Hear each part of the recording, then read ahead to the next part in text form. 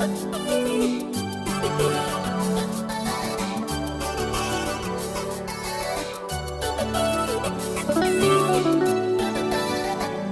12 de julho deste ano comemorou-se 40 anos da independência de São Tomé e Príncipe, onde se falou muito da coesão social, o discurso tanto do Presidente da República como Presidente da Câmara de Água Grande, onde foram realizados os atos de comemoração.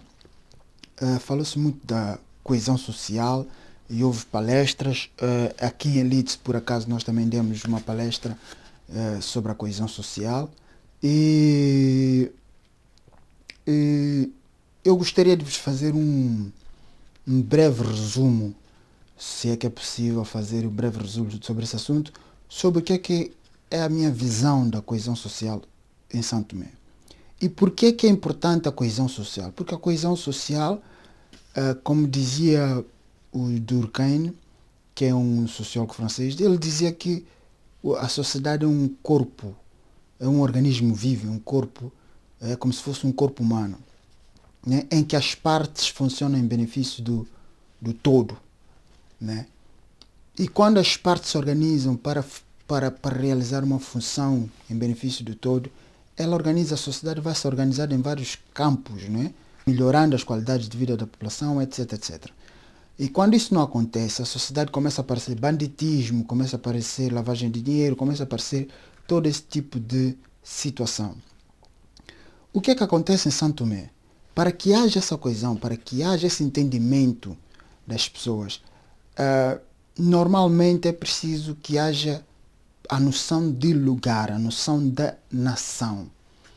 Agora, muitos defendem que São Tomé não tem, ou não teve durante muito tempo, a noção de nação, por vários motivos. Primeiro porque é um país, são ilhas colonizadas, onde estavam desabitadas e foram colonizadas, não é? Tirando a exceção dos angulares, que não é uma história que é pouco esclarecida, se já lá estavam antes ou depois, mas a verdade é que a maior parte da população de São Tomé e Príncipe foi levada para lá, e, portanto, escravos, judeus, enfim, colonos brancos portugueses, não é? Portanto, foram levados para lá. Portanto, ninguém lá, a partida, todos os que chegavam, mesmo os escravos que chegavam da costa africana, Moçambique, Cabo Verde, etc., mesmo esses não tinham São Tomé como um lugar seu. E esse era o mesmo interesse do regime colonial, não é? Fazer com que as pessoas se sentissem desintegradas, não se identificassem uns com os outros, não é? Portanto, desta política de não se identificar uns com os outros, o que sobrava aqui era apenas, até porque se identificassem assim com os outros, podiam se unir e criar uma revolta, não é? Então, a colonização, a escravatura foi mesmo essa política de desintegrar as pessoas, de não fazer com que as pessoas se sentissem que pertencem àquele lugar, àquela nação, né?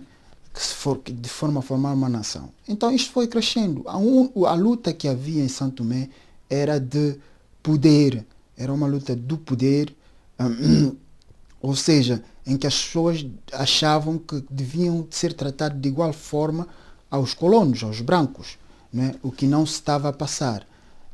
Então a luta sempre foi essa de São Tomé. Não foi propriamente uma luta de que a terra é minha, a terra me pertence. E eu tenho aqui raízes dos meus avós, bisavós, etc. Como acontece, por exemplo, em Angola, em Moçambique, outros países, em que quando os colonizadores lá foram, encontraram essas populações já bem enraizadas, já com uma cultura bastante longa e antiga. Pronto, depois, ao aproximar-se da independência, quem traz esse tipo de sentimento a São Tomé são os filhos dos chamados foros que foram estudar fora, que ganham a conhecer outros tipos de conhecimentos e ficam a saber da existência da África continental, da cultura, da forma de vestir e estar. E para revelar esses dois, tanto mais que para revelar essa diferença de dois mundos, que era o São Tomé e Príncipe e África continental, por exemplo, vou dar referência de dois nomes de duas pessoas que eu vi que são, que por coincidência são até família. o Padre Sacramento Neto, se ele me estiver a ouvir, um abraço. O Padre Sacramento Neto, numa conversa que nós tivemos, ele dizia-me o seguinte: Santo Tomé não estava mal no tempo colonial. O que estava mal é que nós não tínhamos os mesmos direitos que os brancos, que o colono. Né? Portanto, isso revela bem que a luta que se tinha era contra o poder, contra não ter igualdade em relação ao poder. Não propriamente porque a terra é minha, eu quero isto aqui. Não é? Essa política de que a terra é minha só tornou-se evidente quando o pessoal do MLCP e da Cívica regressaram, a luta pelo panafricanismo, e regressaram e começaram a ter essa noção de que a terra é minha, eu sou africano, isto é meu, isso pertence-me a mim. Tanto é que, por exemplo, o Abílio Bragança, numa entrevista que ele deu, acho que a falar da independência de Santo Tomé e Príncipe, já há 1 ano ou 2, em que ele dizia isso mesmo, né? Quando aqueles tipos, né, chegaram com aqueles cabelos e aquelas roupas estranhas, aquilo quase que dava medo, não é? Portanto, aquelas roupas estranhas que ele se referia era a forma como os africanos se vestiam no continente e que os santomenses não conheciam, mas que as pessoas que foram estudar fora de Santo Tomé tomaram conhecimento e passaram a vestir-se assim desse gênero. Portanto, nós estávamos fora da noção da nação propriamente dita. Essa noção foi tentando ser implementada naquele momento, que as pessoas tomaram consciência de que deviam ser libertadas, deviam ter os mesmos direitos e pediram a independência de Santo Tomé e Príncipe. Houve um momento de coesão, mas depois desse momento, depois de desaparecer o inimigo comum, depois de aparecer o opressor, pronto, as pessoas voltam-se para si e as pessoas que, a maior parte dos santomenses que não tinham os privilégios que o poder tinha, né, que eram os colonos tinham, passaram a tê-los. Né? Passaram a ter, e claro que com todas as consequências que isso pode trazer, não é? O que sai de uma casa da roça passa para uma casa do senhorio, quer dizer, foi tudo um deslumbrar, né? Um deslumbrar de emoções e etc. E, portanto, é natural que as pessoas tenham se perdido um bocado nisto tudo, além de não terem informação para gerirem um país, para administrarem um país. Portanto, começa-se aqui a criar outra vez a desunião, etc. Embora a promessa fora outra. Eu, a falar nisso, aconselho as pessoas a ouvirem bem uma entrevista de Ângelo Torres, que ele conta toda a história. Basicamente, ele ilustra o que foi a luta pela independência de Santo Tomé e Príncipe, e as pequenas confusões que, embora as pessoas tentando lutar para um objetivo tinham sempre aquela desintegração, havia sempre algum mal entendido lá no meio. Mas isso vem desde há muito tempo. O santomense é um povo muito desconfiado do outro, até dos seus pares e amigos. Isto é uma característica muito forte que existe em Santo Tomé e nos santomenses. Os santomenses é um povo muito desconfiado. E qualquer coisa pode ser motivo de um mal-entendido. E associando a tudo isso, a falta da noção da nacionalidade, etc., isto cria um atraso, né, na organização da sociedade, no desenvolvimento que nós podemos ter. Após os 75, após a independência, aparece o surgimento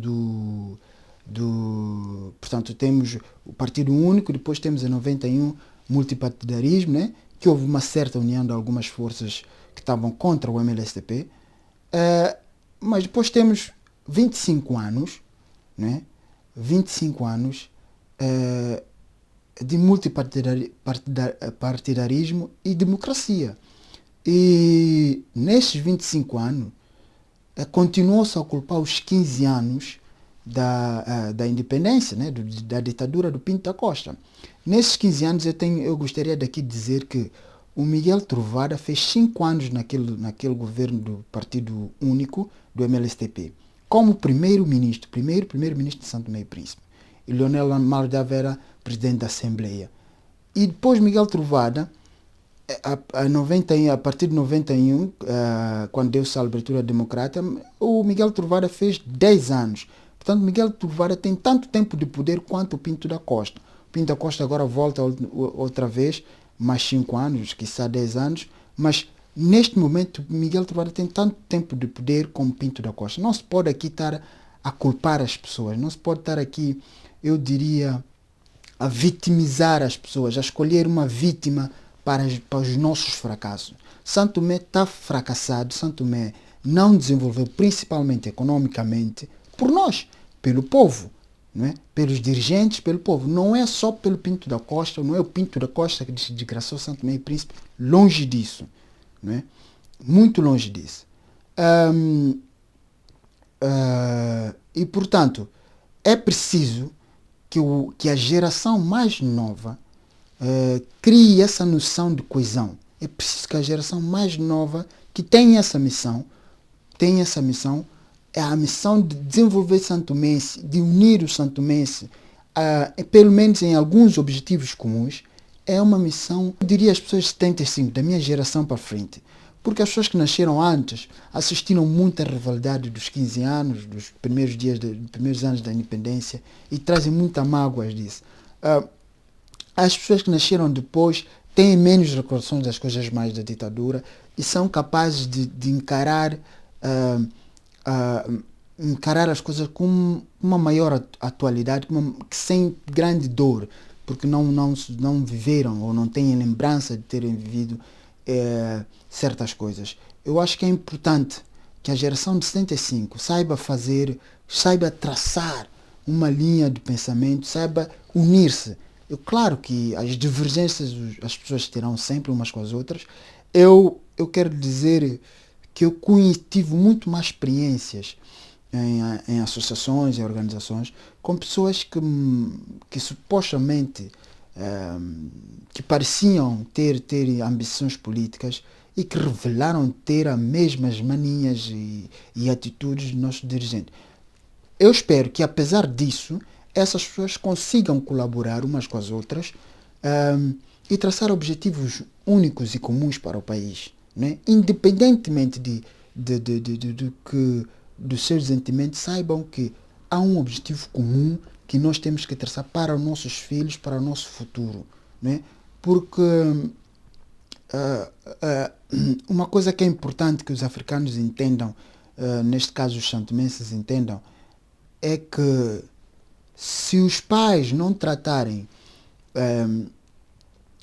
de deixar coisas para os filhos, para a melhoria dos filhos, os filhos nunca chegarão a ter uma vida tranquila, né? Nas nossas crianças, nós temos que saber preparar bem o futuro das nossas crianças, porque elas é que vão tomar o futuro.